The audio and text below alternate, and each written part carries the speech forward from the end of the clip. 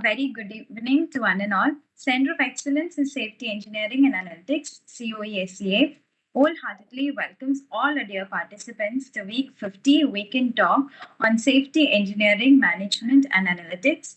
The event is conducted under Azadi Ka Amrit Mahotsav, which commemorates 75 years of India's independence. We begin today with this beautiful slogan, Asatoma Satgamaya, Tamasoma Jyotirgamaya, Mrityoma Amdangamaya. Praying to Almighty to lead us from ignorance to truth, from darkness to light, and from death to immortality. Now, let me welcome our dignitaries onto this virtual dais. We have with us Professor J. Maiti, who is the chairman of the center, Professor Obi Krishna, who is the convener of the event, and our expert speaker for the day, Dr. Tristan Casey. He is an expert in safety leadership and organizational culture with a career in workplace health and safety spanning over 15 years.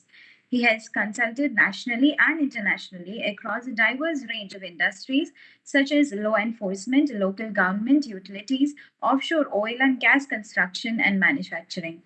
He is an endorsed organizational psychologist with 2 doctoral degrees, including his PhD that involved development and validation of the award-winning lead model.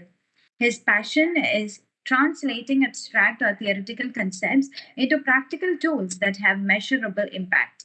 He is skilled at forming collaborative and mutual beneficial partnerships between government, industry, and academia. He is also a highly regarded international speaker, having keynoted at more than 15 industry events and presented over 100 conferences, workshops, and forums. CoE-SEA wholeheartedly welcome you to this event, sir, and we are very privileged to attend to. Now, I kindly request Professor J. Maiti to formally invite our expert speaker. Over to you, sir. Thank you, Srin. Thank you, Dr. Casey, for your kind acceptance of our invitation. And in fact, your topic is evergreen topic, very, very relevant to our industries as well as society. And I'm sure that with your vast experience and the topic, considering the importance of the topic, today the audience will be extremely benefited. And the Center of Excellence in Safety Engineering and Analytics at IIT Kharagpur was established with a noble cause to propagate safety engineering, safety management, safety culture, safety analytics related concepts from the theory, implementation, and practice point of view, so that the industry as well as society in India and abroad will gain the benefits out of it. And I'm sure your lecture will help us as well as the broader community in a much bigger way. And we once again thankful to you, Dr. Casey. I request you to kindly present your talk to the audience attended today. In addition, I want to tell that we are basically uploading the lectures in YouTube. So people who are not able to listen today, they are also going to listen whenever they are finding time in the YouTube channel of the center. Thank you, Dr. Casey. Well, thank you so much for that wonderful introduction, both of you. I'm very humbled and happy and excited to be presenting to your excellent center. I really appreciate the invitation to talk about a very big topic, which is safety culture. I'm sure that you all have your own understandings and definitions, your own experiences with safety culture. And today is about bringing all those ideas together and trying to find the common themes or the common threads. What is consistent about some of these safety culture ideas, and how can we take the field forward into a more productive, helpful area? Because safety culture is one of those areas that is very complex, lots of different ideas about what safety culture is, and it can be quite confusing, quite overwhelming to know which direction to turn and where to go forwards with these ideas. So let's have a look at what we'll be covering in today's session. So, two parts to my lecture or session today, which I hope you'll find interesting. First is what we call demystifying safety culture, trying to provide some clarity, some direction, some guidance about what this thing is. What are we talking about when we say safety culture and organizational culture? How can we understand it and have a clearer definition of what this thing means? And what does a safety culture look like? If you're looking at an organization, you're experiencing things, people talking, behaviors, practices, maybe your own beliefs and attitudes and things inside your head. What parts of those make up a safety culture? We'll talk about that in part one. So that's a bit of a foundational idea that we can start our presentation with. Part two is the practical side of the presentation. So if you've ever wondered, well, how do I actually change or improve my organization's safety culture? Well, that's where we'll start to provide some guidance and some techniques for you there. So we'll talk firstly about how the difficulties or the challenges of culture change, how it can provide some challenges for you if you try to change it. We'll understand, well, what do we actually do? How do we understand the idea of change in a psychological sense? What goes through people's heads? How do they think? How do they respond to change? And how can we use that information to design more effective safety culture programs? So two parts, very different from each other, but building upon and expanding some of those original ideas that we hope to cover today. So I'm sure many of you of the listeners here today and those listening on YouTube have heard of the British psychologist and safety expert called James Reason. James Reason is the inventor of the Swiss cheese model. He's done a lot of excellent work in this safety engineering and management space. And I remember reading one of his books one day, and he has a quote in there. He said something. He said, "Nothing is as studied but poorly understood as safety culture." Even this expert academic and practitioner, James Reason, he struggled with the concept. He wasn't quite sure. What is this thing we call safety culture? There's so many different views and ideas and perspectives on the same topic that it's very confusing, and you're not quite sure which direction to turn.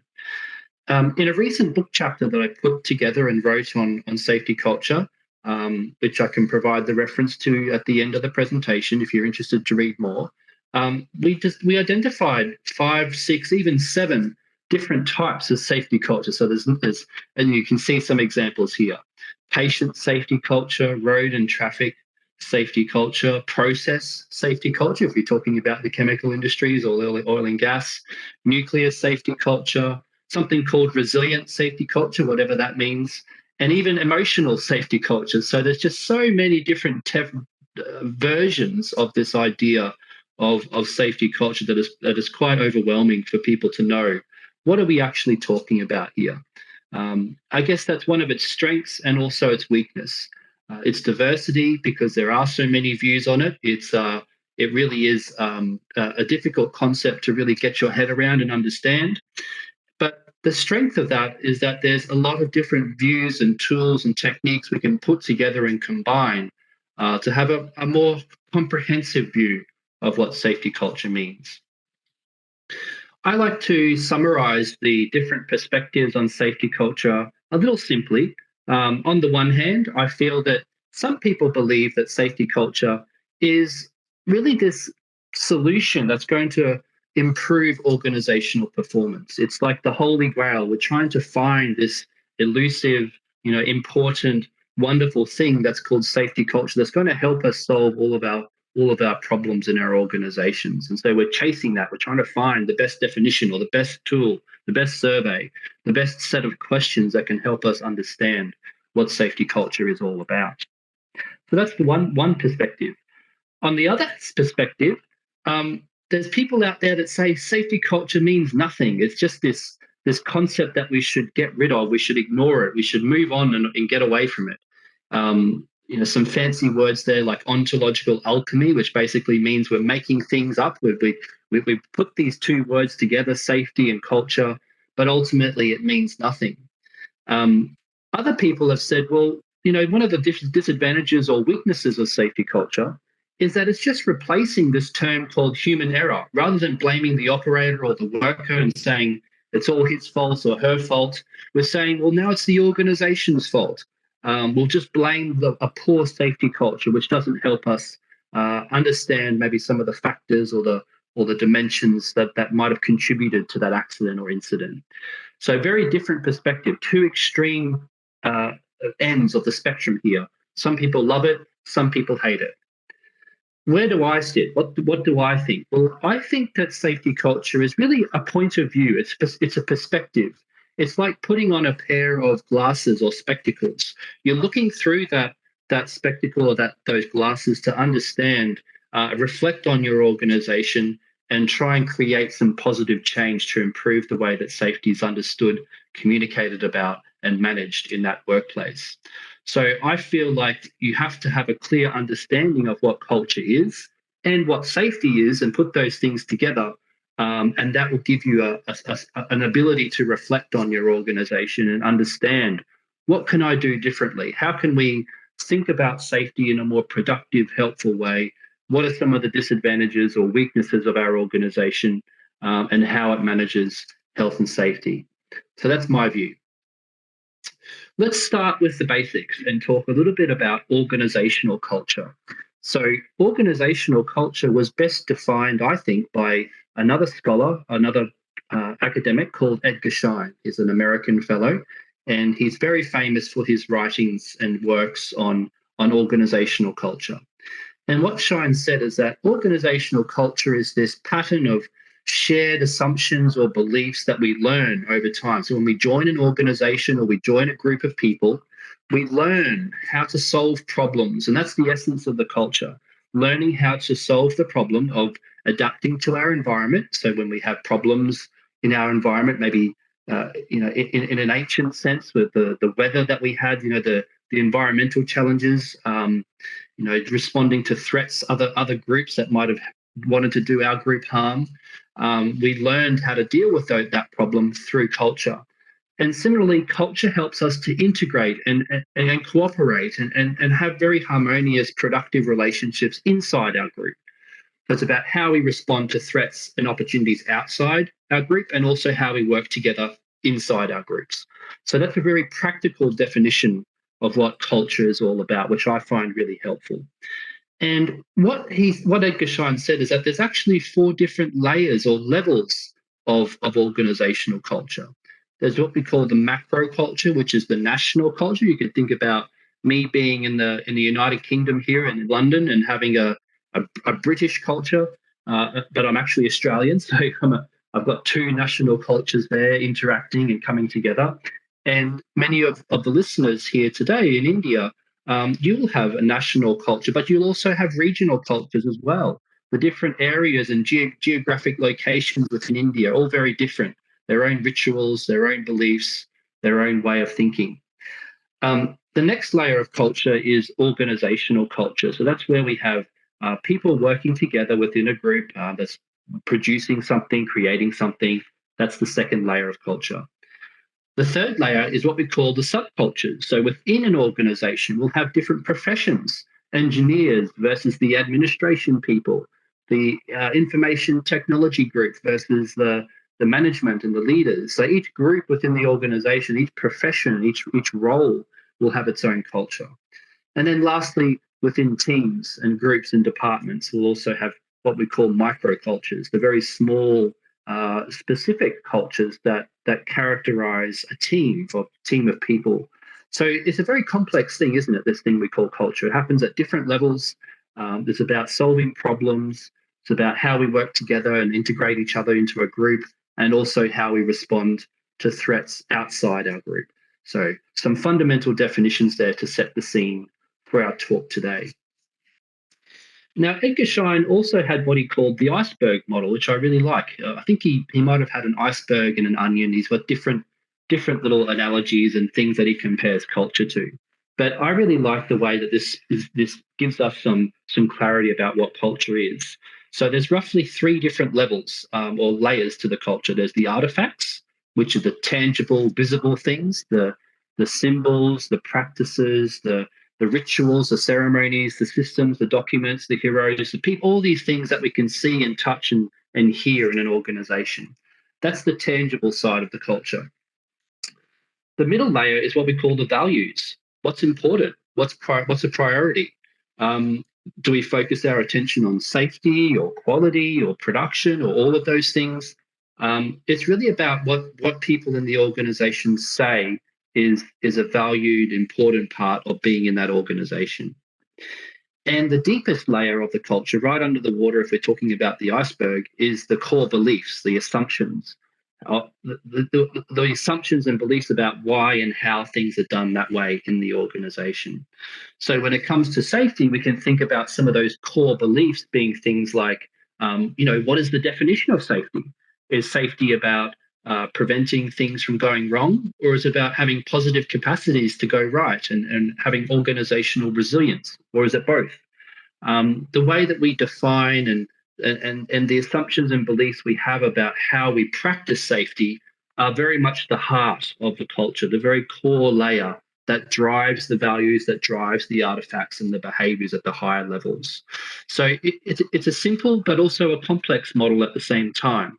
Our goal should be to really dig deep and understand those beliefs, because if we focus too much on the artifacts or the values, the more tangible, visible signs of the culture, we're not really getting a good understanding of what's driving and what's kind of contributing to the culture of the organization. We're missing a very important layer, which is the beliefs and the assumptions. So is safety culture real? That's probably one of the arguments or criticisms that you might have heard yourself. A lot of people have said, well, we've just invented this thing called safety culture. What does it really mean?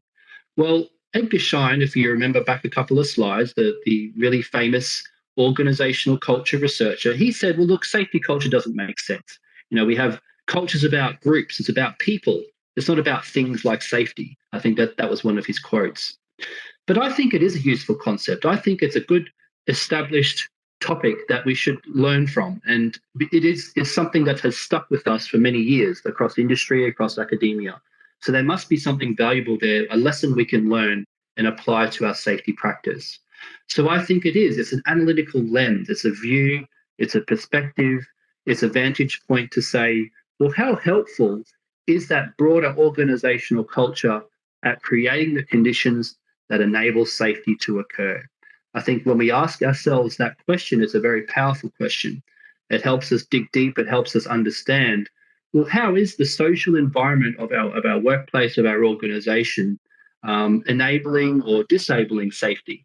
For example, is our leadership decision making poor? Is our resource allocation faulty? Are we not focused on the right hazards? Are we focused on the things that are maybe what we call decoy phenomenon, things that don't actually help us to manage and improve safety? So all these questions, all these observations are part of this sort of thing that we call safety culture. So if we look at some of the disasters that have happened, many high-profile disasters like the Fukushima nuclear power disaster in Japan, the Challenger and Columbia space shuttle disasters in America with NASA, and of course the Deepwater Horizon, Macondo oil and gas explosion. All of these disasters have common themes. And I think we can trace it back to something that's maybe not so right or something that's gone wrong with the safety culture in those organizations. So all of these disasters share some common phenomenon, and there's 3 of them listed here. The first is what we call normalization of deviance. So every time a worker takes a shortcut away from the procedure or into a dangerous territory or even into a successful territory where things don't go wrong, we can say that they've deviated from what we expect or what we think they should be doing. Over time, if we don't correct that behavior, we actually find that the shortcut becomes the normal way of practice. That's just how things get done. We find ourselves drifting away from how the work perhaps should be done and into a territory where shortcuts are taken. People are maybe not thinking through what they're doing with their behaviors. They're engaging in just getting the job done quickly and efficiently and maybe not as safely as they could. So normalization of deviance is where we drift away from a safe way of doing things into an unsafe area, and we don't realize that it's happened. It's become subconscious. We don't realize the risks that we're taking. The second element that's common to these disasters is something called false assurance. So false assurance really just means we think we're safe, but we're actually not. So all the messages, all the information, all the measurements that we're taking are telling us that, yes, things are okay, things are good. But in reality, that doesn't match the way that the world is actually happening, how the practice is actually happening. And a story comes to mind for me, which is from the Deepwater Horizon or Macondo oil and gas explosion. So a week or a couple of days, I think it was, before this huge accident that happened, senior management actually visited the oil rig and was celebrating, zero lost injuries over the past year or so. They're saying, you've done such a great job. All of our measures and metrics are saying there's been no injuries here. Nothing's gone wrong. And then the very next day, we of course had that huge explosion and massive disaster. So false assurance for the managers was that, well, yes, we think everything is good, but the reality was there were deviations, there were violations, there were poor communication, a whole host of things that they didn't realize were happening. And the last phenomenon or factor is what we call groupthink. Groupthink is a social psychology term which basically means that everyone in a group is agreeing with each other. They're sort of going with the majority decision, even though they might disagree or think that it's a bad course of action. And groupthink is a bias, a cognitive bias or a group bias that we have. It's natural for humans to not want to cause trouble, to not want to speak up and raise concerns or raise troubles or problems. So groupthink is always going to happen, and we need to challenge ourselves to say, well, if we have a feeling in our stomach, or we have some evidence to suggest that things aren't safe, or there's a problem we need to deal with or manage, then we should have the confidence and the courage to speak up and let our management and our experts know about that. So 3 different aspects or features of a culture that may have contributed to some of these high-profile disasters. So what is a safety culture then? What are we talking about here? Well, across all the different models and frameworks and ideas, a key idea that keeps repeating itself is something called the information environment. What this means is that a safety culture, in my view, is a type of organizational culture that promotes open, multi-directional, and free flow of information about work in the organization. So we have people speaking upwards to the management communicating downwards, people talking to other teams, a very free flow of information about work and about safety that creates this shared mindfulness of what's actually happening at the front line, where the risks are being taken or where the hazards are being controlled. And there's a list of different academic sources here to sort of provide some credibility to this idea that information environment is central to safety culture. So Barry Turner, one of the original writers of safety culture in the 1970s, he talked about disaster incubation. James Reason, of course, who we talked about at the start of this presentation, he mentioned latent conditions as another aspect, things that we're not quite aware of that have caused problems deeper in the organizational system. Ron Westrom actually talked about this concept called information environment, which we'll learn about in a moment. And Patrick Hudson, who you might know as well, he mentioned this concept of an informed safety culture. So a very mature, generative culture is one where there's lots of information, everyone knows what's going on in the organization. So some academic examples there. So why is this important? Well, when information flows openly in a workplace, we have better problem solving, we have better creativity and innovation, we have less silos or less walls between different departments and teams. We have people collaborating across maybe operations and safety, or HR and safety, or the people talking and communicating and collaborating across those barriers or boundaries. Employees are more engaged. They know what's going on. They're more committed. They have clarity and transparency about how things are being decided upon in the organization. And perhaps most importantly, the senior leaders in the organization are making better decisions. They're allocating their resources more appropriately. They're drawing attention to the right types of hazards and risks in the organization. They are leading safety more actively and visibly because they know what's going on at all levels in the workplace. So information equals a more productive and high performance organization. Now, I mentioned an academic called Ron Westrom, and some of you may have heard of Westrom. He is the inspiration for Patrick Hudson's oil and gas safety culture maturity ladder, which ranges from pathological up to generative. So these labels or these terms here, they might be very familiar to you. Westrom said that organizational cultures or safety cultures go through 3 different levels of evolution. The first is the pathological culture, which is all about power. It's about power imbalance and hierarchy. That cooperation is poor. When people have bad news, we don't want to hear about it. We actually tell them to go away, or we ignore their messages. When people fail, we try and blame them. We want to make that problem go away. So we maybe terminate the employee, or we say it's all their fault, it's human error. It's nothing to do with our decision making at a management level or deeper problems in the organization. So that's a pathological culture. The second level is the calculative culture. This is where many organizations are at today, this sort of bureaucratic organization that's obsessed with rules and structure and tries to make a calculated attempt at controlling risk in their environment. So the calculative culture, there's medium cooperation, so fairly good cooperation. Sometimes bad news or messengers are neglected; they're not paid enough attention, so there's some weaknesses there. When people fail, there's still a punishment approach. There's just what we call a just culture approach. We try and give them a punishment that's equivalent to the level of violation that they've done. So it's a bit fairer than the first one, but there's still a punishment element. And when people come up with new or creative ideas or share new information, often the leaders find that to be a problem because it doesn't fit within their bureaucratic structured organization. And then lastly, we have the generative culture. So this is a really high performance organization. High cooperation, we encourage messengers and people to share bad news and good news.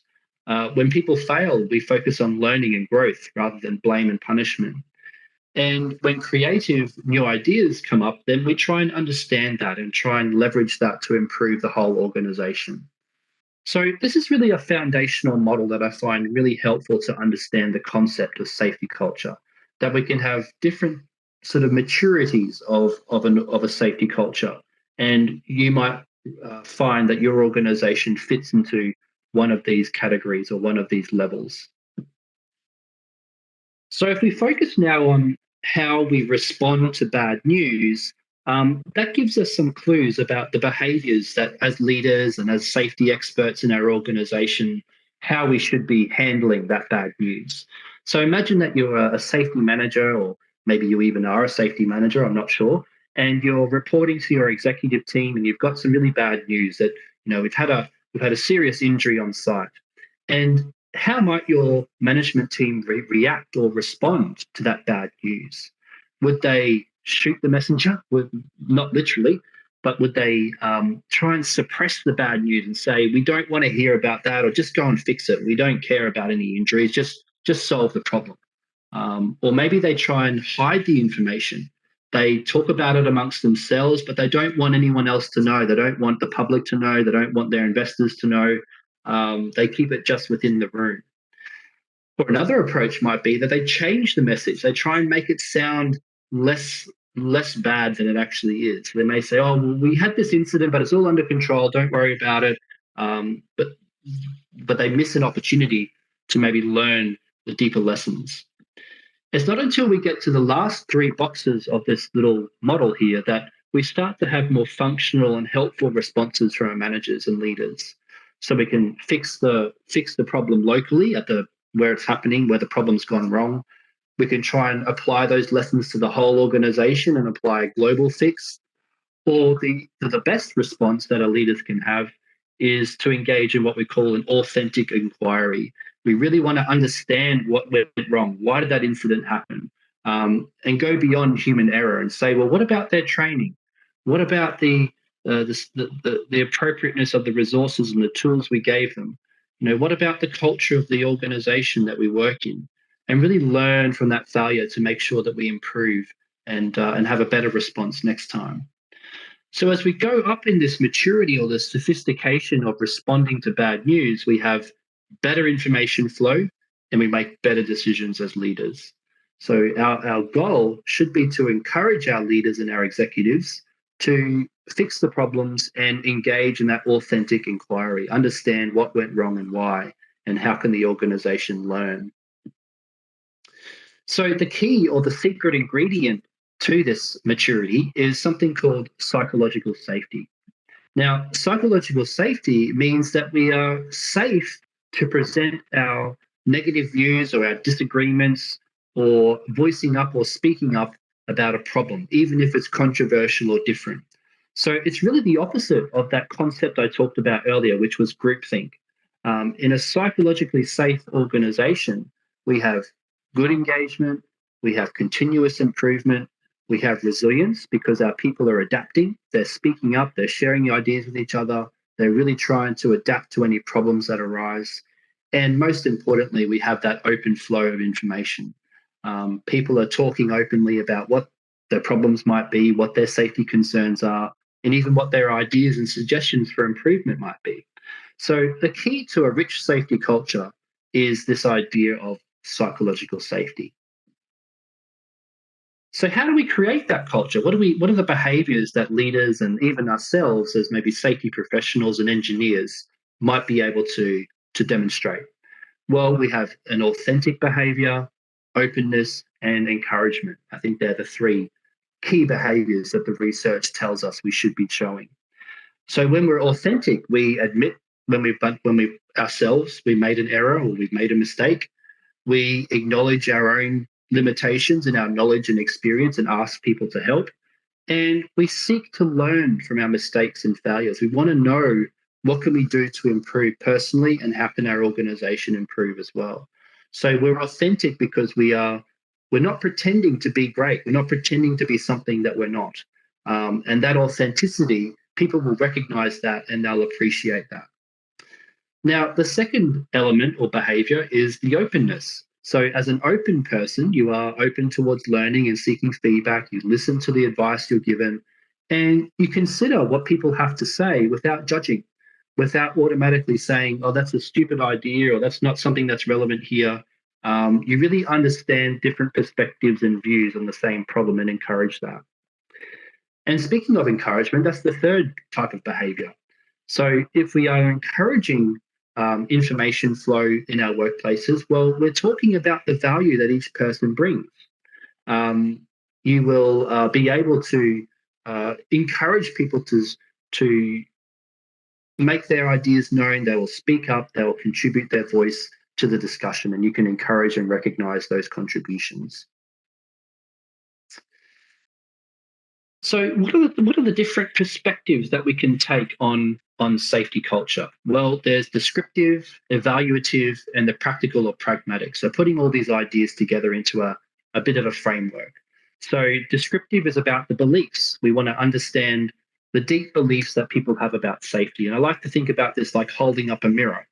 We're reflecting back the organization to itself and we're concerned with what's happened in the past. How did we come to be? How did this organization grow? And why does it have these definitions and understandings of safety? And how can we use that insight to understand why we do things the way that we do?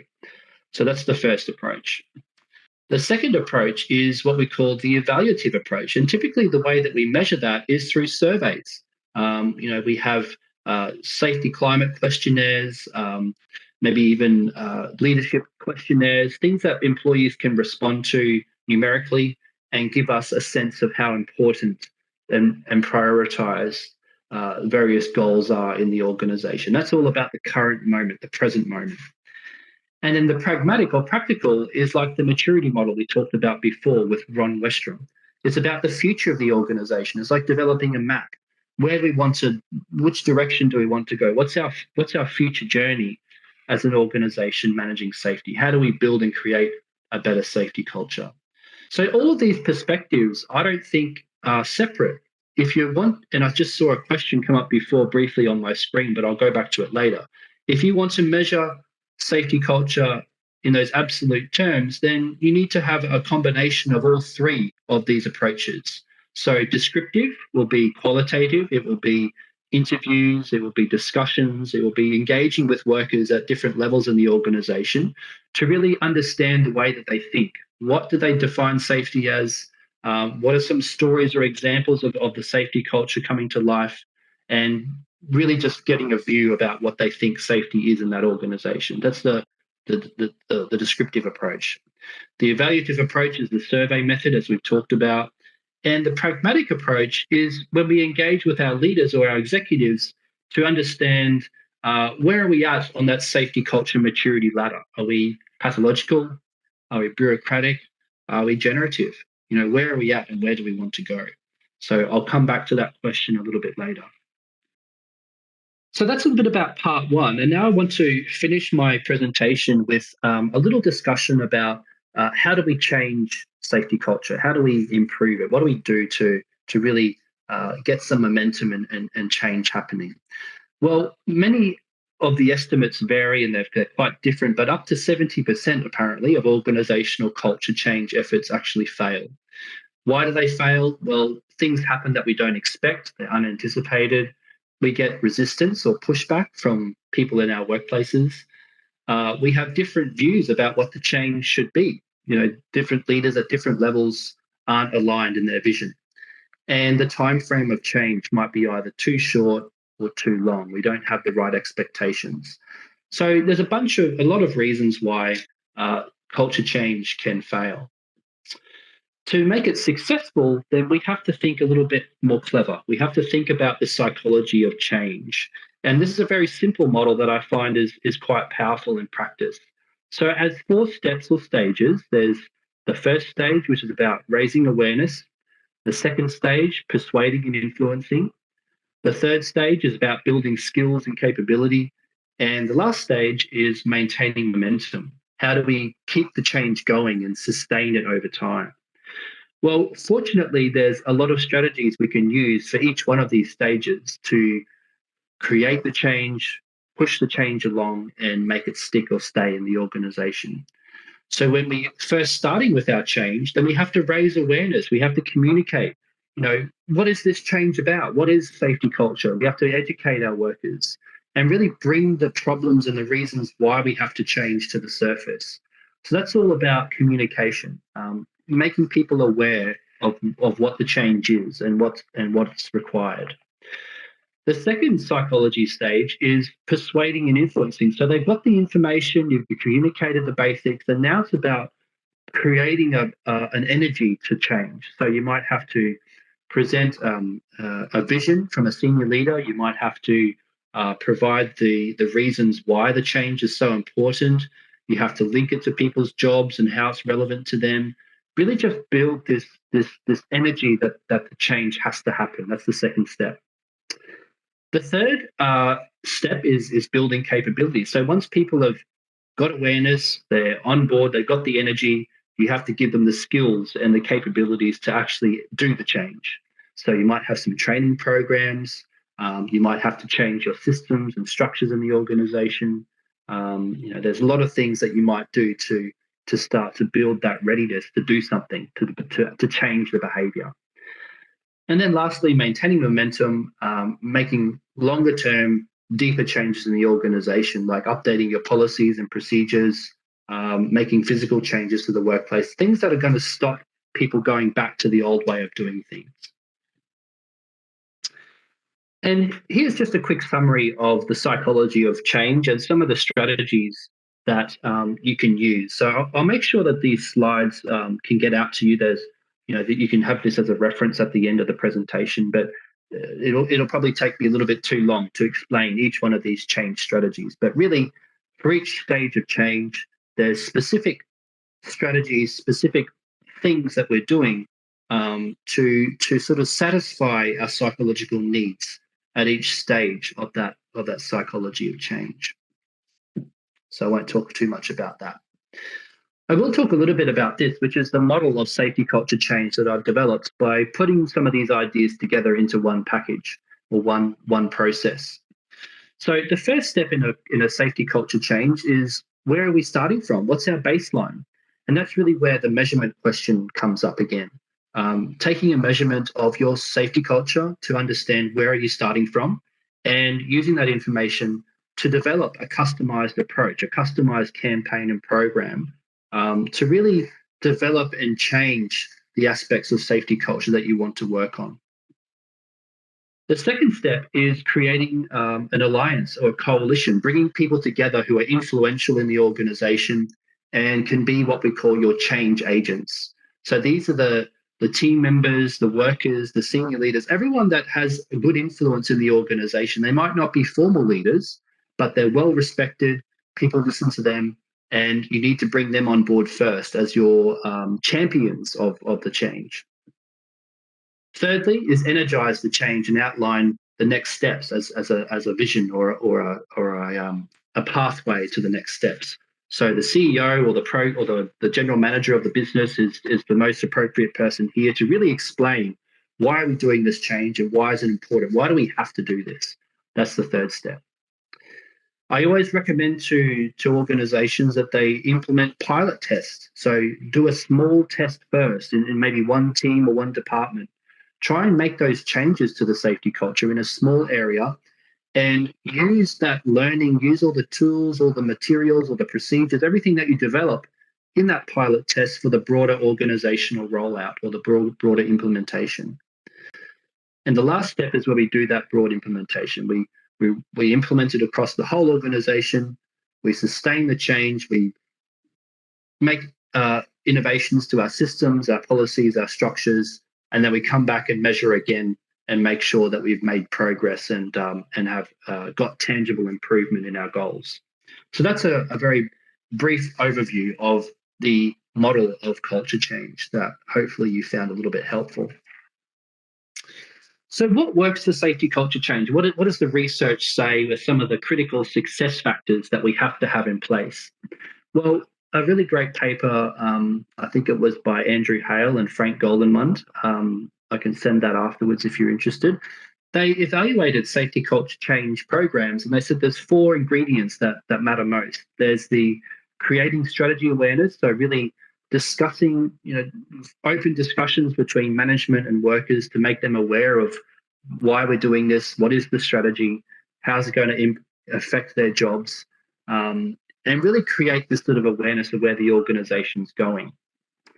The sense-making part is an important one too. And what we mean by sense-making is, again, it's about discussion and information. It's about bringing your employees with you on the change journey, not doing it to them, but actually asking them, well, what if we were to implement this change? How should we do it in ways that are going to be less demanding or less negative for you in your job? So it's about collaboration, consultation, and helping the management and the workers to come together for a joint solution. The third success factor is monitoring and measurement. How do we actually know we've made progress? And that's where our robust measurement tools really help us to do that. And lastly, promoting employee voice. As we said throughout this whole presentation, they found that if you encourage your employees to speak up about the safety culture, what's working, what's not, is the change actually helping us or is it making things worse? That will really enable you to have a more successful initiative. So 4 key ingredients there. So that's my presentation, and I guess we've got a really good amount of time now for some questions. This is just a little bit of information about who I work for, called Work Science, a consulting firm in health and safety, based in Australia, but with myself obviously in London. It's a bit of a global organisation. I obviously have university links as well, with Middlesex University and Griffith University in Queensland, Australia. But if you want to talk to me, by all means, please email, connect on LinkedIn, look me up, and happy to have a discussion about any of the topics that we've talked about today. But thank you so much for having me on your interesting sessions, and I really hope I've been able to give you some interesting knowledge and some hopefully different insights today. Thank you, Professor Kese. The talk was very interesting, and we have got several new information regarding this safety culture. Great. So, sir, we have obtained some participants have given some questions. Their queries in the chat box. So I am taking some of them. So, sir, first question is, how do you measure safety culture in absolute terms? Yes, I've got the chat box up so I can see those now. Yes, I did explain that very briefly during the presentation because I saw that come up. But my recommendation is that a lot of organizations do this incorrectly because they rely on a very short survey, maybe like 10 questions or something to measure safety culture. And I think that's a mistake. It's such a complex topic that you have to have multiple sources of data coming together to really understand truly what your safety culture is. So I would say that we have a survey tool, but also interviews and focus groups and just a very rich collection of information. Bring that together, discuss it with management, and come to an understanding of what is that information telling you about your safety culture. So I'd say it's a combination of different data collection tools all together, helping you to understand. Yes, sir. Thank you, sir. Now the next question is, sir, do you think that safety cultures vary depending on the organizational sizes, and why? On the organization size, was that? Yes, sir. Yes. Yes. I think every organization has its own culture, doesn't it? Because every organization, if it's small or large, that will have its own unique culture. We don't have one safety culture that everyone should have. I think the size of the organization does matter. When you're a small business, the leader or the business owner will have a very strong influence over that culture. So their personality, their management style, that will really define what people think and how they behave about safety in that workplace. But in a big organization, the CEO is very distant from the frontline worker. So it's really a combination of both the workers' beliefs and personalities and attitudes, and also the leaders coming together. So it's a more bit of a weaker culture. I think it takes longer to change. It's harder to change. So I think it's less about the type of safety culture being different and more about just the nature of the properties of that culture will be different. Yes, sir. Now the next one is, sir, how is the concept this safety climate is different or it is similar to safety culture? Yes, this is a common question that we get asked, and I've seen it discussed very much in the academic literature. Yes. To make this very simple, I would say that the safety climate is like the mood or the emotion of the organization. So it's like today, how does the organization feel about safety? And the culture is like its personality. It's something that's more stable. It's something that the organization kind of is born with. It's sort of it takes longer to change. I guess to give you another example, I think of the safety cultures like the earth, the hard rock or the hard grasses and trees, and the climate is like the atmosphere, the air around. The weather can change on a daily basis. It can be very positive or prioritizing safety one day, not so prioritizing the next day. That's the climate. And the culture is something that's more sustained over time. So I think that they are related, similar concepts, but one is more dynamic than the other. One changes more frequently than the other. Yes, sir. Thank you, sir.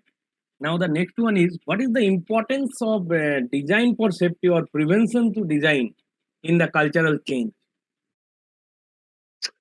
I'm just having a look. I couldn't see that question in the chat box. Is that in the chat box there? Yes. Like, sir, suppose prevention through design or design stage is there, design for safety. So how this will affect the cultural changes? Design for safety. Okay. Yes. Yes. So I think that design teams obviously will, as a professional group or as a team, that there's typically the certain type of engineers that will be doing that safety in design. So I think that like their own professional culture will have an influence over the types of decisions that they make. So if they're doing a very prevention-oriented approach, they're trying to maybe do hazard operability studies, or they're really trying to understand what could go wrong with the chemical process or the physical construction of a structure.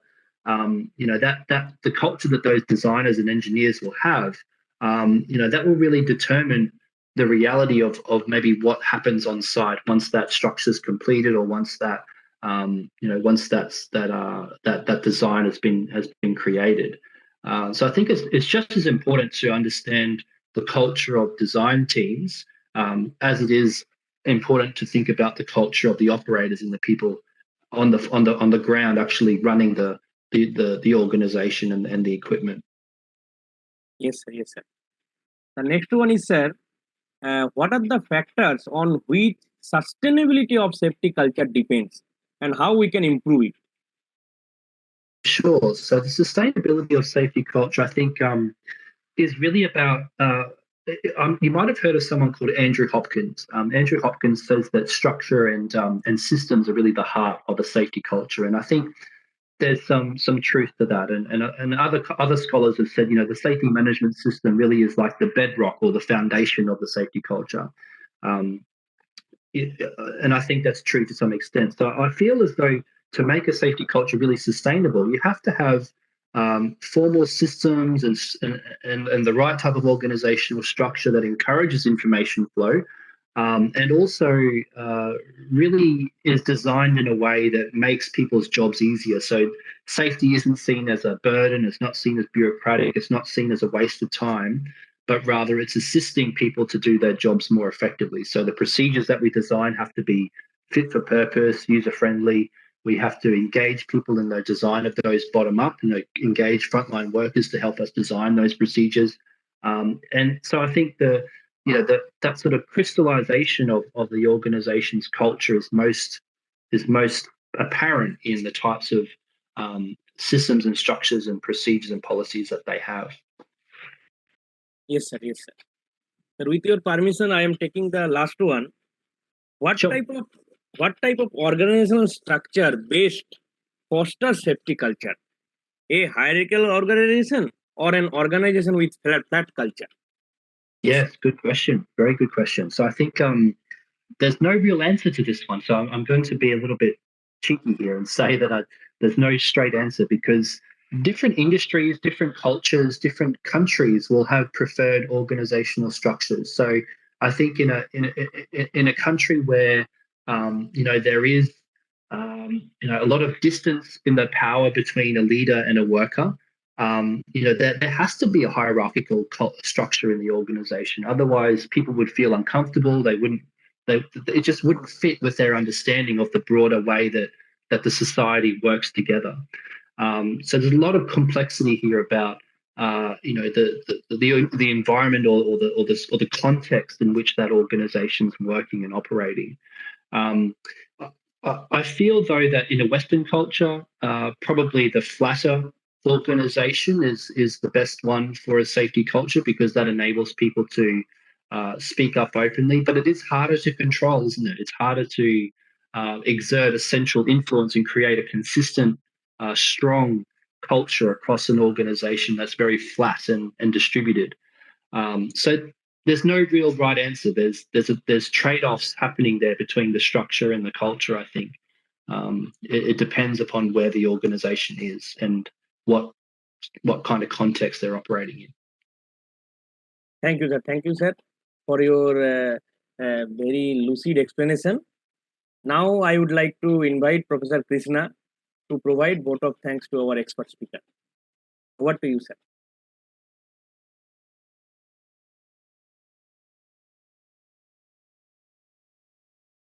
Sir, you are muted. Sorry. Thank you, Savik. Dr. Tristan, a very, very informative talk. Let me tell you, I have worked in the industries for more than 35 years. But I was in DuPont for 3 years. And not in the industry, in the safety side, right from production, maintenance, finally safety, everything. So I also implemented important safety management, process safety management in many countries. In around 26 countries, we have done it. Let me put one of my questions to you. See, I've seen organizations were doing very well, years long, they do very well. All in process safety, behavioral based safety, workplace safety, in all aspects. All of a sudden, a very major incident happens. Not